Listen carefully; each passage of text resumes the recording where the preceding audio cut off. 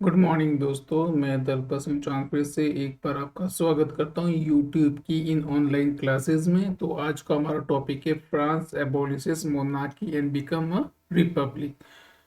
तो जैसा कि हमने प्रीवियस वाले लेक्चर के अंदर देखा था कि फ्रांस के अंदर अभी कॉन्स्टिट्यूशन बन चुका है और ये अब है मोनार्कल कॉन्स्टिट्यूशन है। इस कॉन्स्टिट्यूशन के ऊपर अब लुई 16 ने में भी अब जो है साइन कर लिए है और गवर्नमेंट जो है अब जो है पावर में आ चुकी है। अब इस गवर्नमेंट के अंदर जो है मोनार्क का यानी लुई 16 के जो पावर है वो बहुत लिमिटेड है। उसके ऊपर टोटली कंट्रोल जो है नेशनल असेंबली का है। अब लुई 16 जो है वो वापस पुरानी वाली सिचुएशन चाहता है। तो इसके लिए वो क्या करता है, अपने आसपास की जो कंट्रीज होती है जैसे कि प्रशिया और स्पेशली कंट्री होती है इसकी खुद की जहाँ का ये जमाई होता है ऑस्ट्रिया। तो इन दो कंट्रीज की हेल्प लेने की वो कोशिश करता है।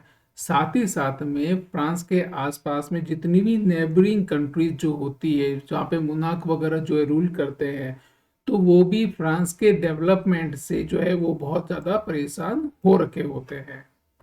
क्योंकि उन लोगों को लगता है कि आज फ्रांस के अंदर मोनार्क को हटा दिया गया है और वहाँ पे कॉन्स्टिट्यूशन जो है वो एक तरह से पब्लिक के हाथ में आ चुका है। तो कल हो सकता है कि हमारे कंट्री के अंदर भी हम लोगों को हटाने की डिमांड हो जाए और हम लोगों को भी हटा के वहाँ पे भी मोनार्की सिस्टम मोनार्की कॉन्स्टिट्यूशन जो है स्टार्ट हो जाए।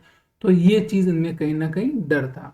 तो इसलिए आसपास की जितनी भी नेबरिंग कंट्रीज थी वो फ्रांस के अंदर ट्रुप भेजकर, ठीक है ना, आर्मी को भेजकर जो है वो वापस फ्रांस की जो है मोनार्की सिस्टम को कंटिन्यू करवाना चाहते थे।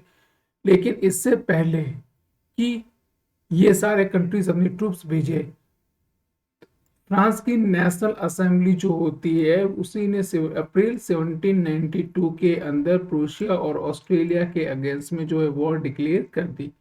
अब इस वॉर के अगेंस्ट में जो है फ्रांस के अंदर से थाउजेंड्स ऑफ जो वॉलेंटियर्स जो होते हैं वो खुद जो है आर्मी ज्वाइन कर लेते हैं। क्योंकि ये जो एक वॉर होती है, पब्लिक जो इस वॉर को बिल्कुल अलग तरीके से देखती है।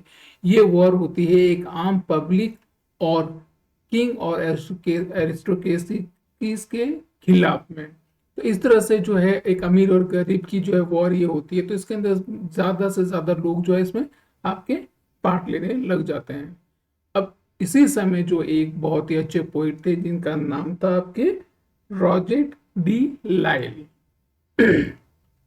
तो रॉजर डी लाइल थे, उन्होंने एक उस समय बहुत ही अच्छा एक पैट्रियोटिक सॉन्ग लिखा था जिसको बोला जाता है मार्सिलिस। तो जब फ्रांस के जब लॉयलियंटिस्ट जब वो पेरिस के ऊपर अटैक करने के लिए जा रहे थे तो इसी मार्सिलिस गाने को जो है वो गुनगुनाते हुए जा रहे थे। आने वाले टाइम के अंदर यही मार्सिलिस जो था वो आगे चल के फ्रांस का नेशनल एंथम बन जाता है।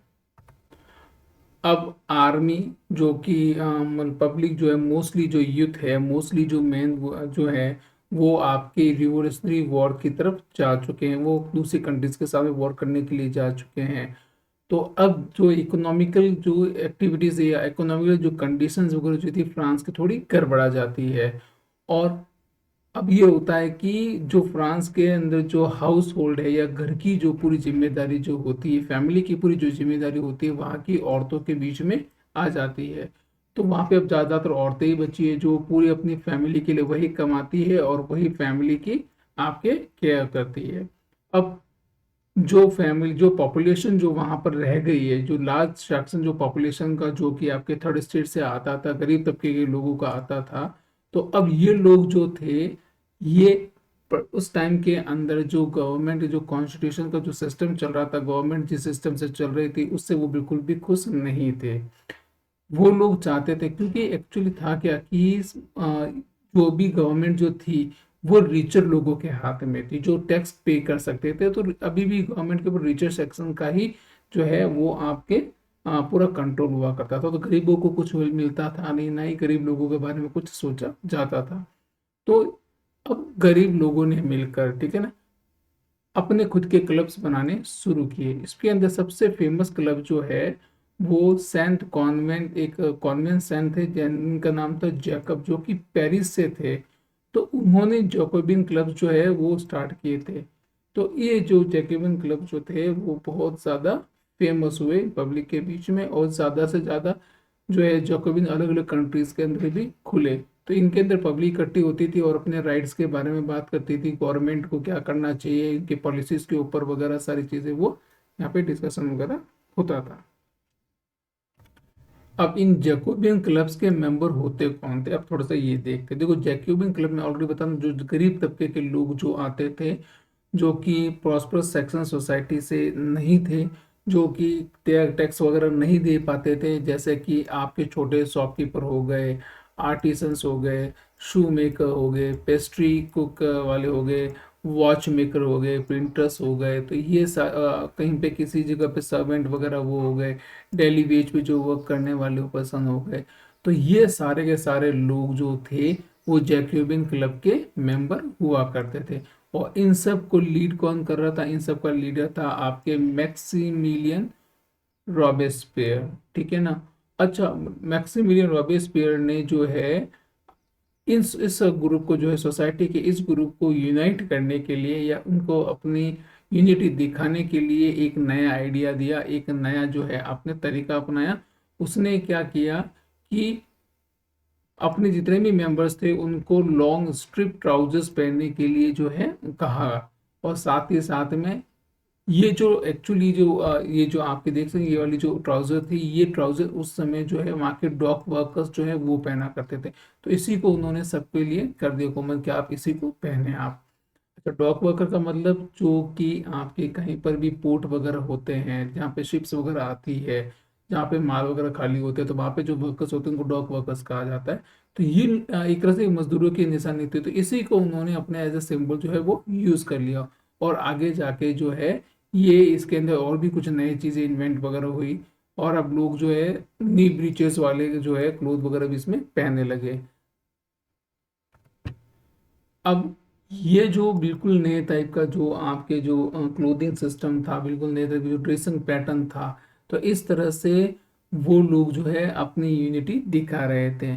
इस तरह से जैकोबिन जो लोग थे आने वाले टाइम में, जो जैकोबिन जो है उनको सेंट क्लोतेस के नाम से जाने जाने लगा, जिसका लिटरली मीनिंग होता those without the knee breaches, ठीक है। अच्छा, साथ ही साथ में ये लोग जो है रेड कैप को भी पहनने लगे। अच्छा, ये रेड कैप वगैरह हो गई, ये जो थी किसको सिंबल करती थी, लिबर्टी को, अपने आप को लिबर्टी के लिए सिंबल ये करती थी। अच्छा, ये सारी चीजें करने के लिए ठीक है, रेड स्ट्रिप की जो आपके लॉन्ग लॉन्ग रेड स्ट्रिप की जो पैंट पहनना, रेड कैप पहनना, वो वंश को परमिशन नहीं थी, ना उनको किसी ने कहा था कि आपको ये करना है, लेकिन अब वो करती थी तो वो अपनी इच्छा से करती थी। ऐसा ये चीजें हुई। अच्छा, अब जब 1792 के अंदर हुआ ये, कि समर का समय था, ठीक है ना। और उस समय जो हो गया कि फ्रांस के अंदर जो है फूड प्राइस जो है वो बहुत ज़्यादा हाइक पे चली गई। सप्लाईज भी जो थी वो बहुत ज़्यादा शॉर्ट हो गई, गवर्नमेंट प्रॉपर सप्लाई नहीं कर पाई।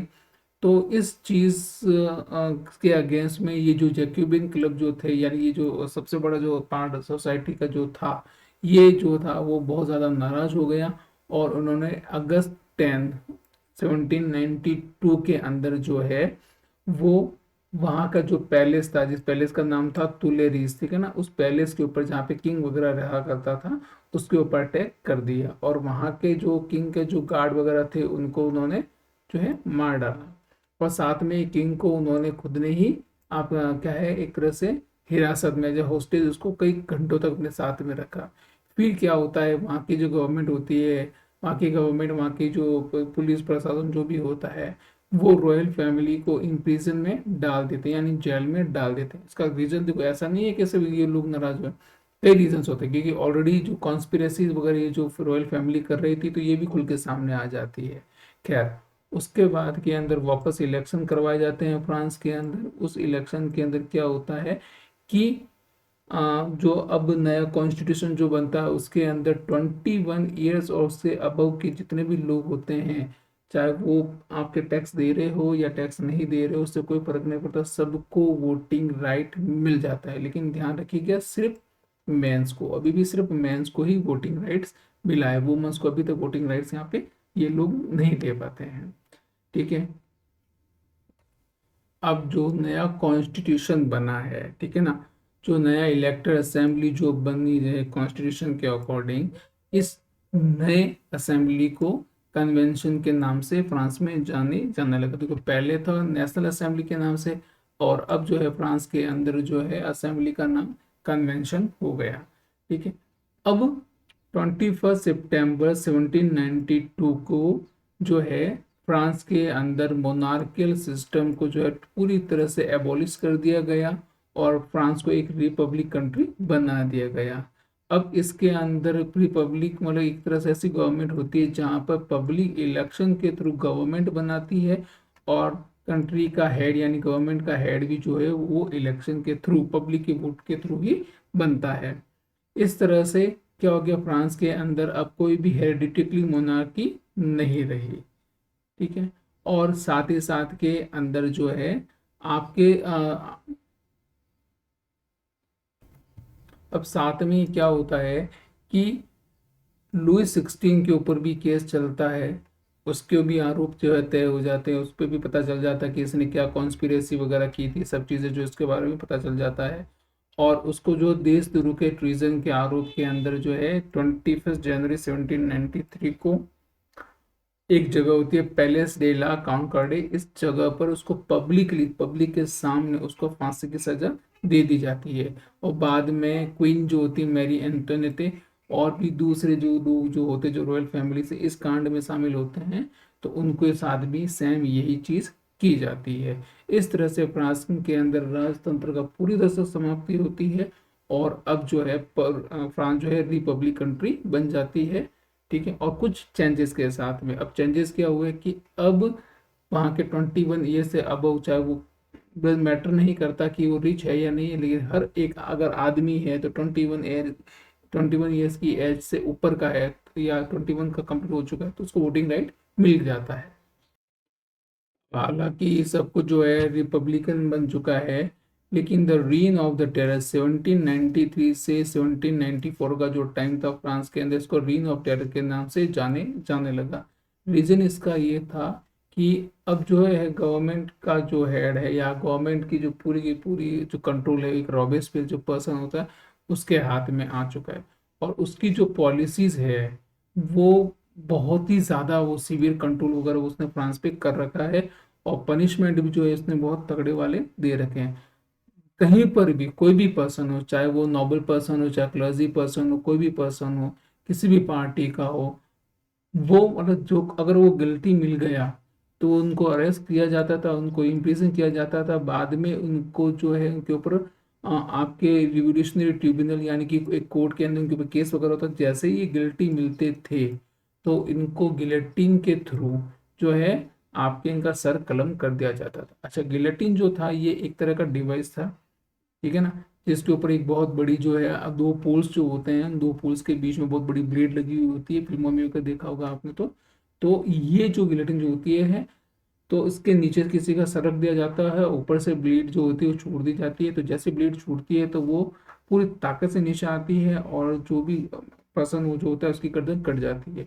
तो इस गिलेटिन जो है ये वर्ड डॉक्टर गिलेटिन ने इसको इन्वेंट किया था, इसीलिए इन्हीं के नाम पे इस डिवाइस का नाम भी गिलेटिन वगैरह पड़ गया। तो कई सारे लोगों का उस टाइम के अंदर जो है गिलेटिन के थ्रू जो है आपके सर कलम किया गया था। तो ये जो टाइम था वो रीन ऑफ द टेरर के नाम से जाने जाने लगा।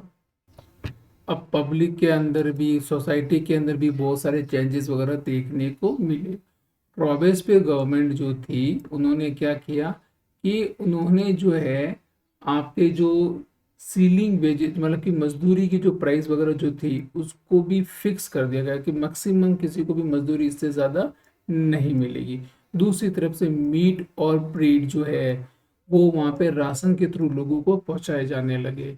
जो भी पीजन्स वगैरह जो होते थे उनको ये फोर्स किया जाता था कि वो जो ग्रेन्स वगैरह जो है वो सिटीज में ट्रांसपोर्ट करे, और गवर्नमेंट ने जो प्राइस फिक्स कर रखी है उसी प्राइस के ऊपर वो बेचे। ठीक है। साथ ही साथ के अंदर बहुत ज़्यादा अगर वाइट जो आपके फ्लोर जो होता है उसको बिल्कुल मना कर दिया गया था, उसको ना बेच सकते ना कोई उसका कोई बिजनेस कर सकते थे। फ्रांस के अंदर सारे सिटीजन्स को जो था वो पेन अ डी गैलेटी करके एक जो आपके ब्रेड, एक तरह से एक ब्रेड आती है, उसको यहाँ की एक तरह से अपन रोटी कह सकते हैं, तो वो जो खाना सबके लिए कंपलसरी कर दिया था ताकि सारे इसके सारे सिटीजन जो है इक्वल हो सके। ठीक है। साथ ही साथ के अंदर जो है ऐसे स्पीचेस वगैरह जो है वो उनको ज़्यादा आपके तवज्जो दी जाती थी, या ज़्यादा से ज़्यादा ऐसे स्पीचेज को या ऐसे चीज़ों को एड्रेस करने के लिए कहा जाता था जो कि कंट्री के अंदर जो है इक्वलिटी को शो करे। ठीक है। जो समानता को बढ़ाए। तो पहले जो वर्ड चला करते थे मॉन्सेर, जिसको फ्रेंच के अंदर सर के नाम से, और मैडम जो मैदाम जिसको मैडम के लिए संबोधित किया जाता था, इनको अब जो है चेंज कर दिया गया है। इनकी जगह जो अगर पर्सन है कोई भी तो उसको सिटोयन, और अगर कोई भी वुमन है तो इसको सितायन करके नाम से जाने लगा। चर्चेज वगैरह जो थे उनको पूरी तरह से बंद कर दिया गया, और चर्च के पास में जो अगर बड़ी बड़ी बिल्डिंग्स वगैरह होती थी उनको बैरक्स और ऑफिसेज के अंदर कन्वर्ट कर दिया गया। तो रॉबेस्पियर ने एक सोसाइटी के अंदर एक बहुत बड़ा चेंज हमने देख सकते हैं उसने करने की कोशिश की। अब रॉबेस्पियर जो था वो इतना स्ट्रिक्ट था अपने इस पॉलिसीज को वगैरह को लेके कि इवन उसके खुद के सपोर्टर और वहाँ की जो पब्लिक जो थी ना वो खुद जो है ना बुरी तरह से घबरा गए थे। वो खुद मॉडरेशन की जो है यानी चेंज का जो है डिमांड कर रही थी। एट लास्टली रॉबेस्पियर को जो है कोर्ट के थ्रू जो है कन्विक्टेड किया जाता है, और जुलाई 1794 को उसको ही अरेस्ट करके जो गिलेटिन के ऊपर डाल दिया जाता है, और उसको भी जो है सजाए मौत दे दी जाती है। अच्छा, इसी दौरान इसी टाइम के अंदर जो है वुमेन्स वगैरह जो है वो भी अपने राइट्स को लेके अवेयर हो जाती है।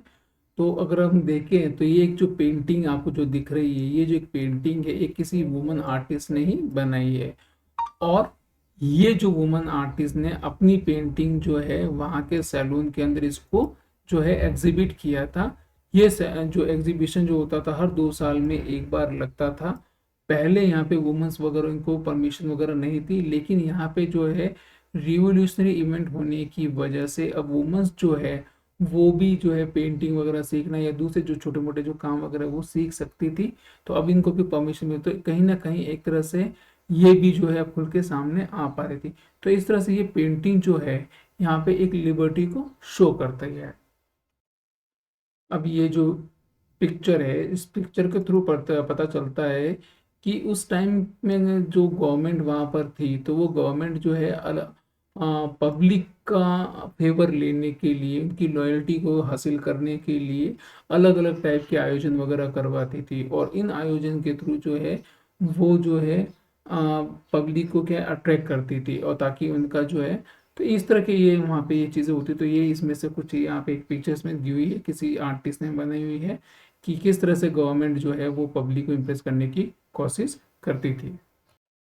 अब जैकोबिन जो है उसकी डेथ हो चुकी थी, जैकोबिन गवर्नमेंट जो है वो पूरी तरह से आपके खत्म हो चुकी थी।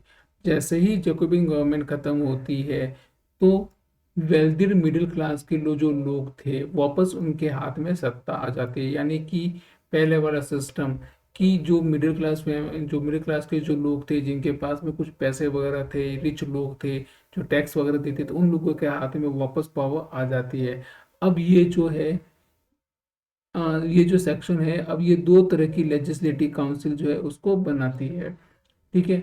और ये एक डायरेक्टरी करके एक जो है आपके एग्जीक्यूटिव डायरेक्टरी करके एक टीम जो होती है वो उसको सिलेक्ट करती है, और यही जो है गवर्नमेंट के ऊपर आपके रूल करेगी।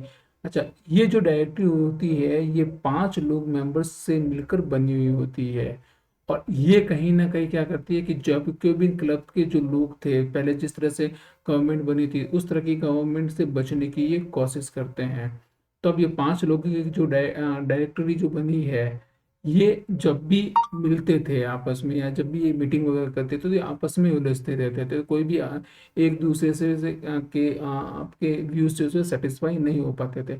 तो अभी भी पॉलिटिकल इंस्टेबिलिटी जो है वो बनी हुई थी, और यही पॉलिटिकल इंस्टेबिलिटी का रीजन रहा कि आने वाले टाइम के अंदर एक मिलिट्री डिक्टेटर जिसका नाम सभी जानते हैं, नेपोलियन बोनापार्ट, उसको जो है मतलब आगे आने का चांस मिला।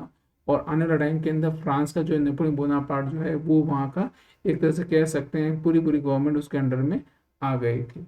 खैर जो भी है जैसे भी हो, लेकिन जो भी फ्रांस के अंदर चल रहा था, जो भी चीज़ें हो रही थी, वो सिर्फ फ्रांस को ही नहीं, उसके आसपास के पूरे यूरोपियन कंट्रीज के अंदर दूसरी जगह भी को भी ये जो इवेंट्स, ये जो चीज़ें थी, वो वहाँ के लोगों को बहुत ज़्यादा इंस्पायर कर रही थी। आज का लेक्चर सिर्फ इतना ही, बाकी का लेक्चर अपन कल जो है वो देखेंगे। आपने वीडियो कंप्लीट देखा उसके लिए बहुत बहुत धन्यवाद, और प्लीज़ लाइक शेयर और सब्सक्राइब करना ना भूलें। Thank you.